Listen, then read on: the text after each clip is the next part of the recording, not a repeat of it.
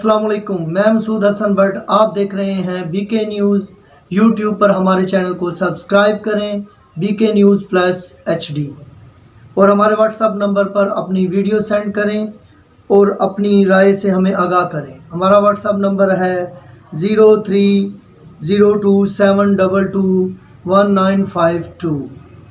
اب چلتے ہیں بریکنگ نیوز کی طرف۔ خبر شامل کرتے ہیں قصور سے۔ رپورٹ بہادر علی۔ ڈپٹی کمشنر آسیہ گل نے عرس باب اللہ شاہ رحمۃ اللہ کی تقریبات محدود کرنے کا اعلان کر دیا۔ عرس کی تقریبات 3 دن کے بجائے صرف 1 دن تک محدود رہے گی۔ یہ تقریبات 26 اگست جمعرات کو ہوگی اور مقامی چھٹی کا بھی نوٹیفیکیشن جاری کر دیا گیا۔ ڈپٹی کمشنر قصور آپ سے مخاطب ہوں۔